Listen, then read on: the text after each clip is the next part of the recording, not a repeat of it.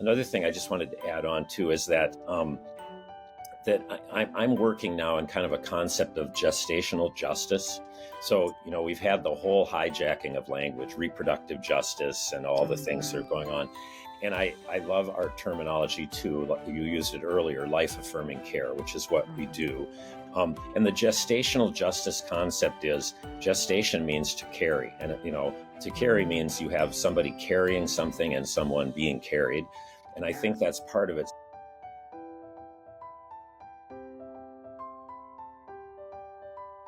Welcome to Caring for Both, a curbside consult series by the American Association of Pro-Life Obstetricians and Gynecologists, or APLOG.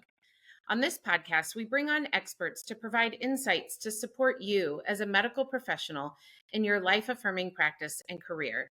I'm your host for today, Dr. Christina Francis, board-certified OBGYN and also CEO of APLOG.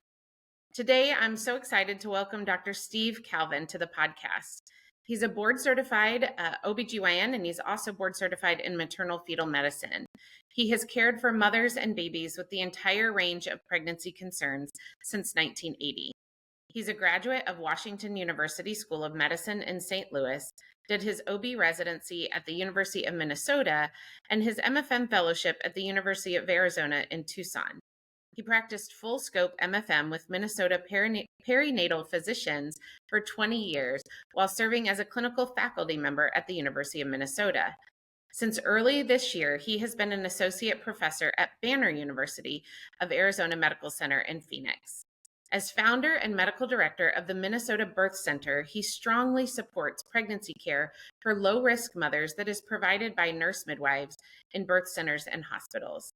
He believes that healthcare reform should start where we all did, with pregnancy and birth, and that all mothers deserve comprehensive team-based care for a single package price. To that end, he developed the BirthBundle and is especially focused on improving care for the mothers and babies covered by Medicaid. In December, he will complete an appointed 4-year term on the HHS Advisory Committee on Infant and Maternal Mortality. I'm so excited to be discussing Dr. Calvin's work at the Birth Center and how community birth can help bridge gaps in our nation's maternity care system, which is such a crucial issue right now. So Dr. Calvin, thank you so much for being here today. Well, it's a pleasure to be here. Thank you for having me. Absolutely.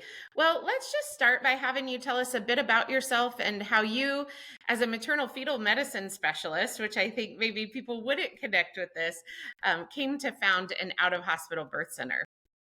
Well, thank you. Early in my career, I did have the opportunity to work with midwives, both at the University of Minnesota as a resident, but then I did a National Health Service Corps payback in Tucson, Arizona in the mid-'80s. And I worked with midwives at the El Rio Santa Cruz Neighborhood Health Center. And it was really eye-opening to me to be working with colleagues who can attend normal birth and be really involved on the team. So I've always had an interest in working with midwives. Later in my career, when I hit probably my mid-50s, which many of our listeners can probably relate to, I came to the conclusion that I was not going to be able to continue being overnight call every fifth night. That wasn't going to be a long-term sustainable life. And I decided to do something different. And at that time as well, my daughters and daughter-in-law had begun to have children, and they had they were choosing care that was less intervention. And so it turns out that my involvement in the Minnesota Birth Center, which we can talk about a little bit more, has both a professional component but a personal one, because 7 of my 11 grandchildren have been born at the birth center, and it's been a great pleasure to see that, and it just shows the benefit. Yeah, absolutely.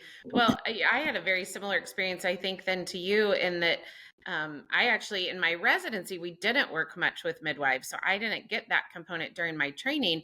But then when I went into practice, I've practiced now in 2 different places where I had the privilege of practicing with amazing midwives who actually taught me so much about how to manage labor with, position changes and things like that to really help support our patients and and try and increase their chances of a normal delivery. So I agree with you. I think that physician midwife partnership is so special and so beneficial. And I know many patients now are seeking that kind of care. So, in a lot of areas in the US, Minnesota, where you were at, certainly where I'm at in northeastern Indiana, and especially in rural areas throughout the country, we are seeing worsening, I think, dearths of maternity care with labor and delivery closures and, women not being able to find an OBGYN or someone to provide them with prenatal care for miles and miles. What have you seen, in your practice in Minnesota, maybe even now in your practice in Arizona as well, as some of the root causes that are contributing to these maternity care deserts? It's a really important question because it's about 15% of American mothers are in situations where there's a challenge to access care because of their rural residence. And it's also been really interesting. The administration prior to the administration that's leaving, I ended up getting appointed to the HHS Advisory Committee on Infant and Maternal Mortality, and there's a lot of great work that's going on that addresses these problems. So first off, it's usually related.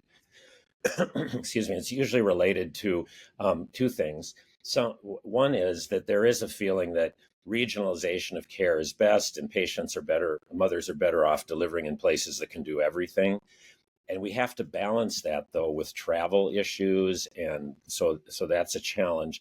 And then the other is the financing of care, because it's expensive to keep a maternity service open, especially if you're looking for 24/7 obstetrical care and the ability to do cesarean sections, and then also anesthesia coverage. So those things kind of conspire, and smaller hospitals are acquired by larger hospital systems, and then they say, well, we're going to close this hospital because they only do 270 births per year. We just can't afford to staff that. And then on the other hand, there are also people who make the argument it's just not safe to give birth in a place that can't do all the stuff that you supposedly should do. So it's kind of a balancing act. And I think what we're going to be seeing in the future is there will probably be there are critical access hospitals, that relate to things like trauma. And so I think a system where low risk mothers could probably be cared for in settings where it's not just obstetricians, maybe family medicine trained, who are trained in cesarean section. There are fellowship programs. There are some solutions, but midwives and birth center like situations are going to be part of that, because it's still 75 to 80% of mothers are low risk. And I know that, maybe our listeners might say, whoa, I know that if you add in gestational diabetes or you add in, a few other complications, even BMI, that not that many are low risk. But in general, that's still an accurate number. And so to force mothers to drive long distances and not get good care, telemedicine may help a lot. We just really believe that a solution is regionalized care, but also continuing to the degree you can. And I think it's probably 150 to 200 births really is a minimum per year, but that's a challenge to staff. So good point that the rural situation is a problem, and midwifery is going to be a big part of that, because you aren't going to be able to hire 3 obstetricians to cover 270 births. Right. Absolutely. Well, and, we know that not only access to regular and early prenatal care, which can also be provided by midwives. I think there's a lot of things that we could do in this country to improve access to prenatal care, whether that be, traveling prenatal clinics or, going to where women are as opposed to them having to travel miles and miles, but also having someone who is skilled in deliveries attending a birth versus maybe someone feeling like they need to stay home with no skilled birth attendant with them, will decrease our maternal mortality rates and morbidity rates. And certainly that's something that we need to improve in this country. Dr. Kevin, I want to ask you a couple of things. One, I'd love for you to tell us what your model of care looked like at the Minnesota, and still does. I know it's still running, the Minnesota Birthing Center. how that worked. And then also maybe address, I know that there may be some physicians listening who might have reservations about out of hospital birthing centers, because I think probably all of us have seen it not done well, and so maybe they have reservations because of that. So can you address that? What were maybe some concerns you had before you opened your birthing center, and then how have you all been able to do it well there, where you've been able to take care of women, keep them there if possible for a low risk delivery, but then also identify who needs to then go to a hospital? Yeah, it's a good question. So, I mean, just giving the background, there in the United States, there are around 400 and some birth centers. A little more than half of them are accredited by the Commission for Accreditation of Birth Centers. So it's worthwhile to become a bit educated. Just look at the American Association of Birth Centers website. There's a whole range of what these birth centers look like. We're probably one of the bigger ones. Over the course of the last 11 or 12 years, we've had about 4,500 births, and we do somewhere between 375 and 450 births per year. We have capacity for more. But I guess the best way to describe it is I looked at it as being in a hospital setting and realizing that many of the mothers who were low risk were having interventions that they really didn't need. And it was based on still kind of a risk-based culture. I mean, I have colleagues who say the only way you can determine if it was a low-risk pregnancy is retrospectively. And I think that to me just doesn't make sense. And it's also a matter of balancing too much too soon and too little too late. That's a concept that, I mean, internationally, of course, there are many situations where there's too little too late, Right. a hemorrhage and they get way behind the eight ball and a mother dies because of it. In the US, I believe our problem in many ways is too much too soon. And there's a whole concept of just iatrogenic harm. I mean, I think we all can also recognize situations where, inductions of labor are being done because of a suspected growth or a LGA baby, and say, oh, she's 38 weeks and I think this baby's going to be big. And maybe she had a little difficulty with a shoulder dystocia previously, and induction starts and membranes rupture and she gets infected and then she ends up with a C-section. So many of the interventions that we do have their own risks and problems. So I would say the model of care that just over time, and I'm much older than you, Christina, over time, my experience has been that if we treat low risk as the default, but then we have to have a safety net. So the way the Minnesota Birth Center works, we have two sites, one in Minneapolis, one in St. Paul. They're only 8 miles apart, which makes for a challenging business proposition. But we're one of the birth centers, the one in Minneapolis, we're right across the street from the level 4 hospital that I practiced in as an MFM. And the other is a mile across a bridge. We call it the umbilical bridge that the hospital in St. Paul. So these are low risk mothers who choose their risk, assessed, so that if they come in and they say, I'm on antihypertensives, and I also here's what my insulin doses are. We say we've got collaborating physicians who can take care of you. But if they are truly low risk, and they also understand that epidural blocks are not available at the birth center, then they are cared for through their pregnancy. They're seen for much longer visits as well, by the way. For the first visit's an hour and a half, and the other visits are all at least half an hour, which when you're looking at RVUs, if you're in the organizations many people work in, their administrators are, well, we can't do that. But anyway, long visits, getting educated, understanding that the situation is throughout the pregnancy, complications may develop. And in those instances, we will transfer you before birth. Also, intrapartum transfers can occur. And those are instances where, big gush of fluid just full of meconium, or the monitoring that is done, and it's fairly well established that low risk mothers do well with intermittent auscultation, not looking at the strip and arguing whether is it a category 1 or category 2, or it's intermittent auscultation, which is doing it earlier in labor every 15 minutes, but then in the active phase of labor, it's like after every contraction, just listening. or after pushing for sure.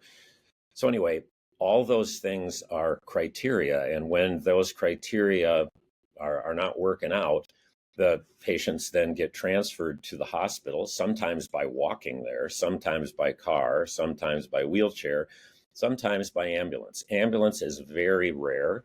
And urgent matters are probably in the course of a year, once or twice, maybe that would happen.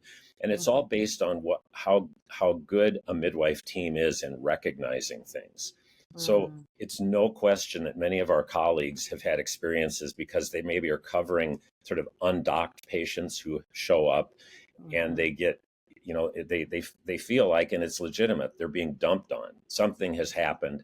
Sometimes it's just, this patient's been pushing for 3.5 hours and it's not going, and she needs either an epidural or she needs to have a section. So it's that kind of model. Sometimes our midwives are able intrapartum to follow the patient in the hospital. We have a great relationship with our OB hospitalist group in the hospitals and the nursing staff as well. I see one of the biggest problems is instances. Many states are friendly to midwives and friendly to birth centers. Many states and locations are not. And whenever a patient is brought in from a birth center, if what you get is eye rolling from the nurses, and in fact, sometimes even outright, what were you thinking? How come you did this? And that kind of condemnatory interaction is really not good. So you also may be wondering, what percentage of mothers are transferred? So for first-time moms, it's somewhere around 15 to 20, 22%. So we tell first-time moms, you may have to go to the hospital, and it's not a failure if you do, and it's almost certainly not, an emergency, but you need to know that. For multips, and that multips for our practice is about 70%, the chance of transferring is probably 2 or 3%. So what you have to do is have a good relationship with the hospital that you're transferring to. I don't know. Are there other aspects of it you'd like to hear about? No, I mean, I think that's great information to hear. And as you're talking, the thing that really stood out to me is that collaborative relationship that you have with the hospitals where your patients may need to go, which I agree, I think is so important. And for those of us who work in the hospital settings, I work as an OB hospitalist. I can understand how important that would be, because if we're getting a patient transferred from a situation like your birthing center where we're getting a full account of here's what's been going on with her labor, and here's the interventions that we did, here's why we thought she needed to be transferred to you.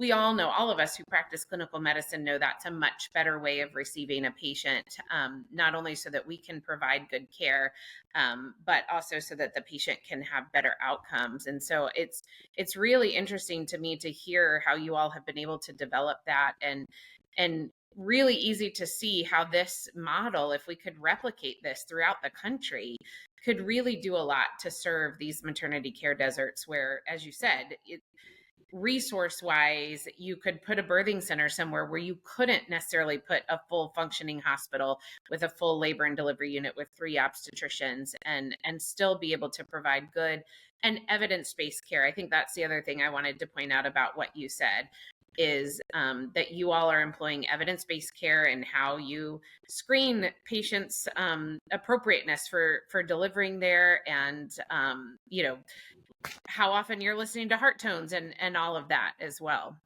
Right. Well, the other thing too, Christina, that I can share with you and you can share with the listeners is that, and I believe we have to document, what is it we're doing and what are the outcomes, because there are people publishing things saying it is dangerous to give birth outside the hospital. Neonatal deaths are a lot higher, all those things.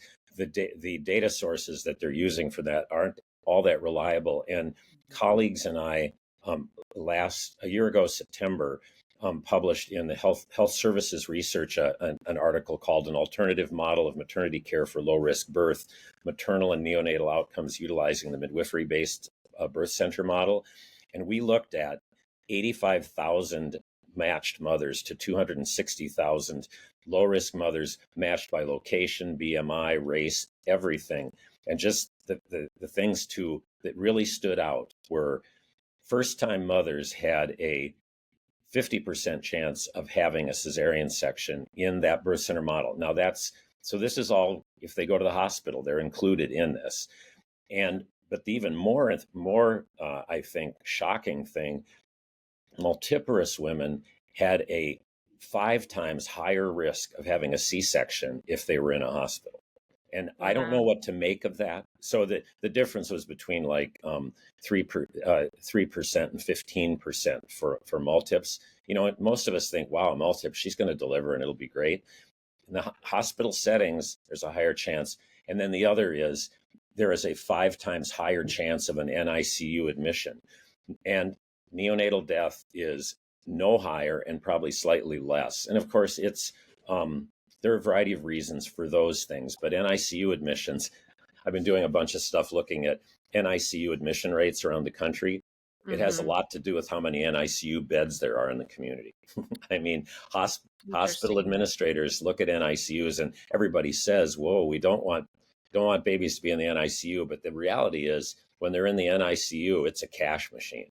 I mean, so we have a lot of disincentives, and that's not to say that, there are babies that really need to be in the NICU. Absolutely. But sure. Late preterm, there's a real high rate of NICU admissions, and people are starting to look at that and going, wait a minute. Yeah. When maybe we could be safely keeping those babies with mom and watching them, obviously they're at risk because they're late preterm, but yeah, absolutely. I think, reevaluating those sort of knee-jerk admissions to the hospital, knee-jerk decisions for C-sections, and really looking at whether or not that's needed. Absolutely, yes, we will make sure that we put a link to that study that Dr. Calvin just referenced in the show notes for today's show. Well, Dr. Calvin, I could keep talking to you forever about this because I just find it so fascinating, and I just have such a heart for improving care for women that have poor access to care in this country. But we need to wrap it up. But where can people go to learn more about the work that you're doing, collaborating with midwives and the Minnesota Birthing Center? What are some resources you'd recommend if people want to find out more information about this? Sure. People can just go to theminnesotabirthcenter.com, THE, and then minnesotabirthcenter.com. And it just gives, information regarding our birth center. Another thing I just wanted to add on to is that I'm working now in kind of a concept of gestational justice. So, we've had the whole hijacking of language, reproductive justice, and all the things that are going on. And I love our terminology too. You used it earlier, life-affirming care, which is what we do.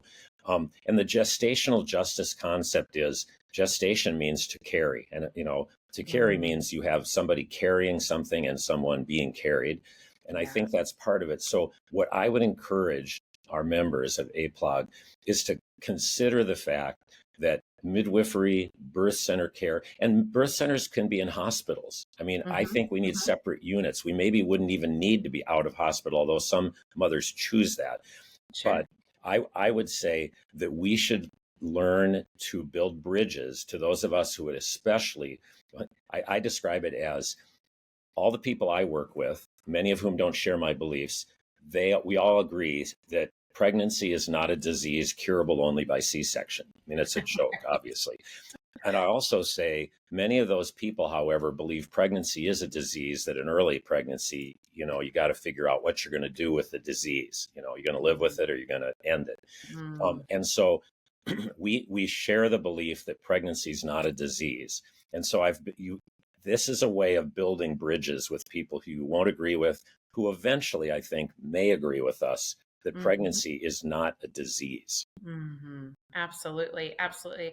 I love that, gestational justice, because of course, both of our patients, both mom and baby, deserve excellent care and deserve that justice. So, and then the quick last thing we can take off on that is to say, so what we are providing is gestation affirming care. And so I use that, especially when there's critiques of pregnancy resource centers, which are unfortunately under attack, is to say, no, This is gestation affirming care. Most people, 90% of people actually, in their heart of hearts, really believe that's what we should be doing. Absolutely. Absolutely. Thank you Well, for having me. yeah, absolutely. I can't imagine a better note to end on. So thank you so much, Dr. Calvin, for joining us today. And thank you to all of our listeners for joining us as well. If you like this episode, please be sure to give us a like and a subscribe on YouTube, or if you're listening on a podcast app, give us a 5-star review. We are so overjoyed to be able to continue to bring you this content. If you have any questions about APLOG, go to our website. That's aaplog.org, and we'll see you on our next episode.